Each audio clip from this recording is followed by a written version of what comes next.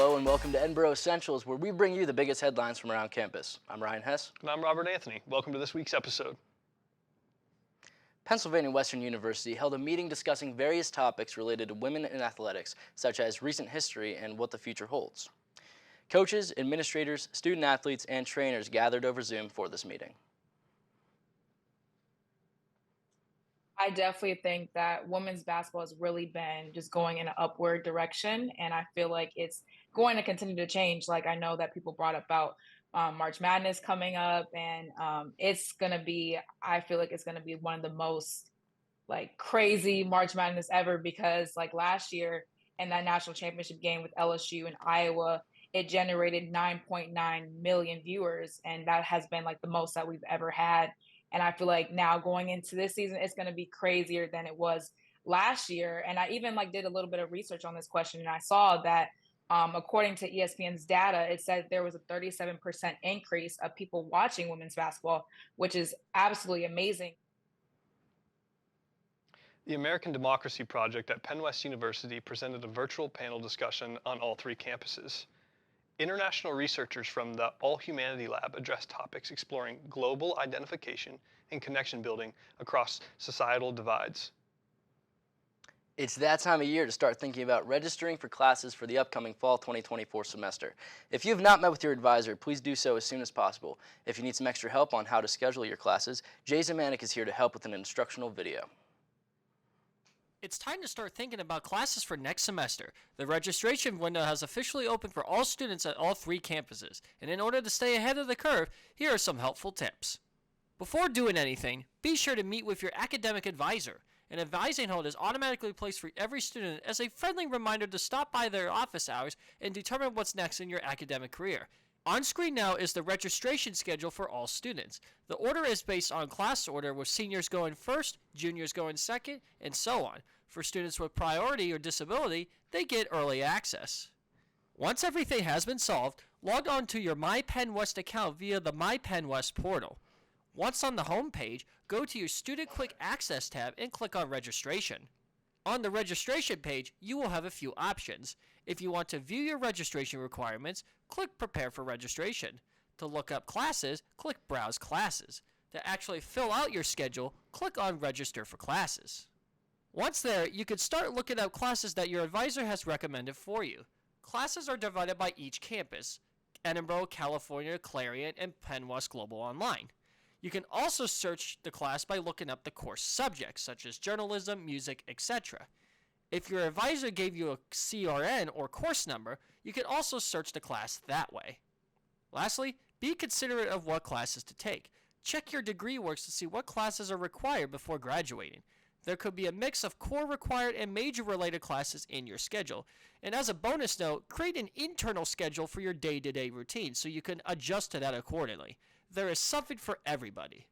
And this will complete the instructional guide to registering for your classes. If you are a graduating student, congrats on a great academic career, and from ETV, we wish you the best of luck in the real world. If you have any questions regarding registration, raise your hand on Starfish or seek your academic advisor. Good luck and happy scheduling! Across all three Penn West campuses, lavender graduations are being held to acknowledge members of the LGBTQIA+ community and students graduating in May, August, or December of 2024. The rainbow or lavender cords symbolize a commitment to equity and advocacy. On the Edinboro campus, the lavender graduation will occur on April 28th in Van Houten Dining Hall. The cords can be added to a student's commencement after the ceremony. If you are a graduating student and are interested in participating in the ceremony, complete the survey found within the newsletter in your Penn West email. The Michael V. Gmitter Scholarship accepted a total of 14 finalists this year. Finalists range from numerous majors in the art department, such as graphic design, ceramics, painting, drawing, animation, and film. Finalists included Ainsley Kissel, Olivia Sutton, Grace Most, Kirsten Oliver Ketter, Ryan Hess, Miranda Peterson, Lauren Dietrich, Katrina Roof, Raven Nespor, Caroline Fitch, Emily Millay, Jacob Stedman, Jennifer Chamberlain, and Paige Crawley. Ainsley Kissel took home the grand prize of $2,150 for his infamous ceramics work. Congratulations to all artists for being chosen for this esteemed scholarship.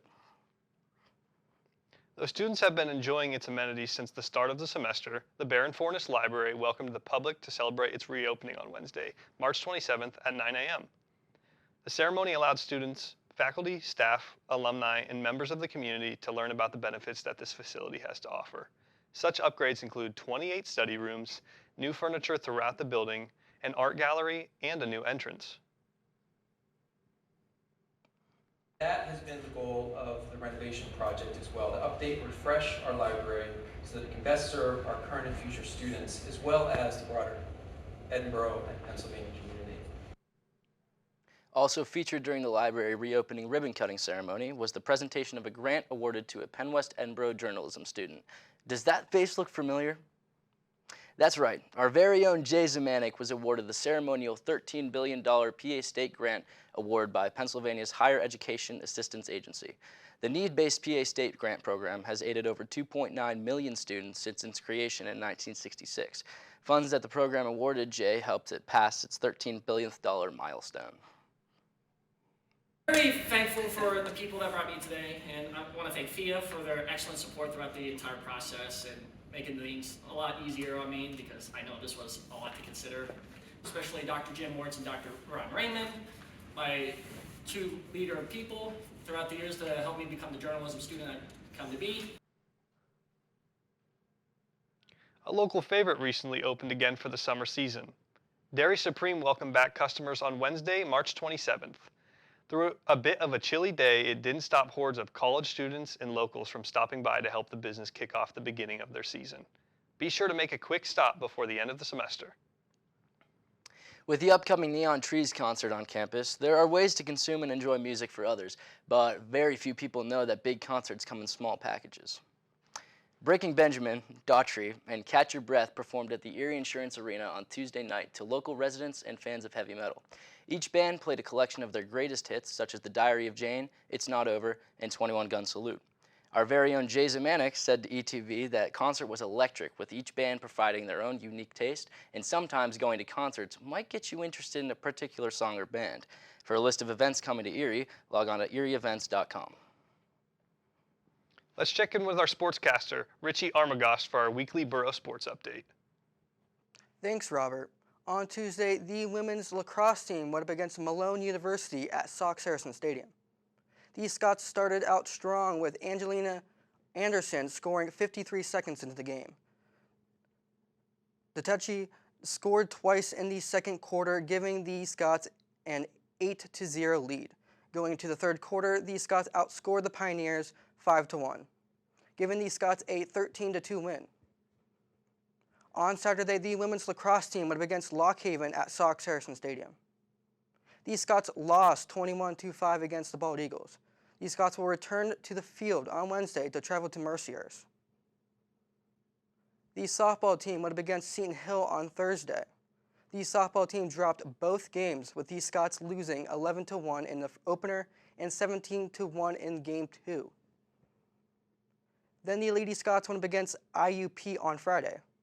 The Scots started out with a 4-0 lead, with Adeline Maguire leading the game with a solo home run, giving the Lady Scots an 8-4 win. However, in Game 2, the Crimson Hawks got a 6-1 lead in 3 innings. The Scots lost 11-10. The Scots will be back on the Edinboro softball field to go up against Mercyhurst on Tuesday. The men's and women's track teams traveled this weekend. Kylie Anick traveled to Raleigh, North Carolina to run the 10K, while the rest of the outdoor squad traveled to Pittsburgh for the Carnegie Mellon Invitational on Friday and Saturday. The Scots will sprint back to the track on Saturday for the Dave Labor Invitational. Upcoming on Friday, the softball team will be up against Cal. The women's lacrosse team will be going against Gannon. The Ultimate Frisbee team will be traveling for the B-Team Brodown this weekend.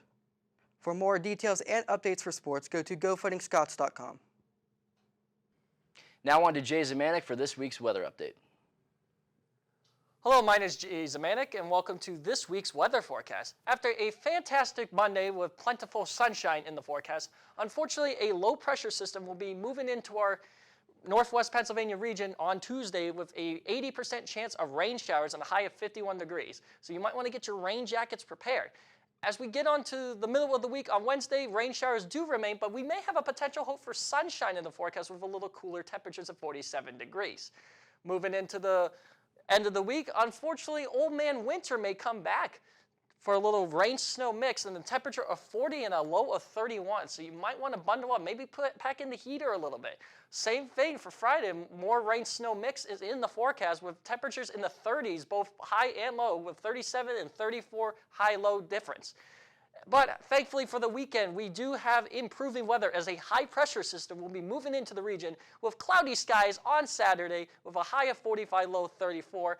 And thankfully, to end out the weekend, we have some plentiful sunshine, just like on Monday, with a high of 52 and a low of 33. And as the crow flies, or as the Fighting Scot flies, rumor has it with 57-degree high temperature and partly cloudy skies with a total eclipse. So you may have the best shot of the path of totality. My name is Jay Zemanek with the weather, and we'll send it over back to Ryan and Robert for the end of the show. That's all we have for this week's episode. Remember, next week we're going to be doing a special broadcast for the solar eclipse, so we'll have another Edinboro Essentials the week after that. Tune in. We'll see you later.